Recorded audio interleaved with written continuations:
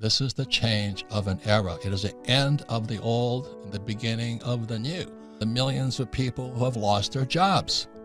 Millions.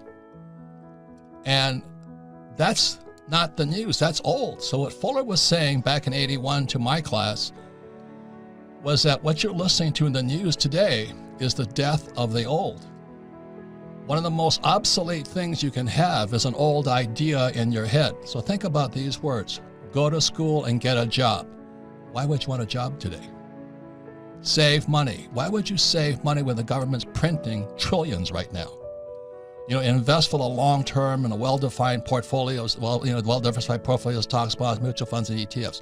Why would you do that? Yet people are still hanging on to those old ideas. Well, think about it today. The riskiest thing you can be today is an employee. The smartest thing you can do is be an entrepreneur. The problem is our school system's still teaching people to be employees.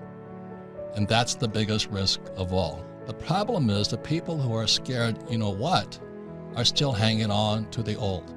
Let me just say one more thing, talk about what we're doing at Rich Dad, because we've been preparing for this for years. So people say, oh, you're so negative. I'm not negative. I'm looking into the future. And you can ask anybody in my company. I'm a Technosaurus Rex. I know nothing, but it doesn't stop me from being an entrepreneur, because entrepreneur is a mindset and a skill set, but mostly a mindset. So all of you out there looking for the next job, you're a dinosaur, because the future of jobs is finished.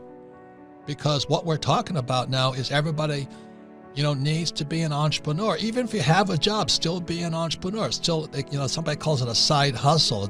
Do something else. Join a network marketing company. Join people who are being positive and moving forward. But the biggest thing, there's more opportunity. But it's what gets you in trouble is the old ideas in your head. Go to school, get a job, save money.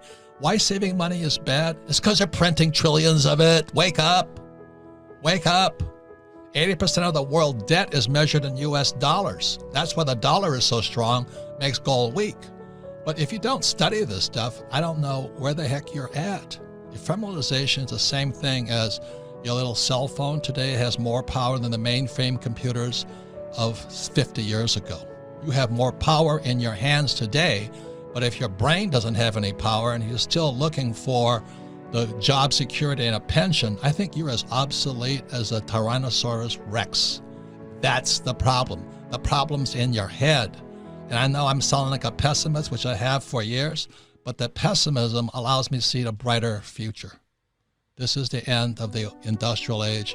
We're in the beginning of the information age. There's more opportunity than ever before, but you've got to change the way you think, your attitude, and your friends.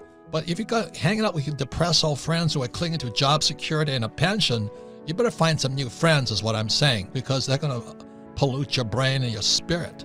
That's the big part. So this news is old. It was coming for years. I think it's a hoax personally, but I don't think the virus is a hoax, but I think it's a smokescreen for what has been coming for years. And that's why for years and years and years and years and years, I've been Chicken Little, and it hasn't been pleasant. And thank God some people come up to me and said, I'm glad I listened to you. But many of my friends are saying I should have listened to you. Well, I'm saying that's the past. Let's move on.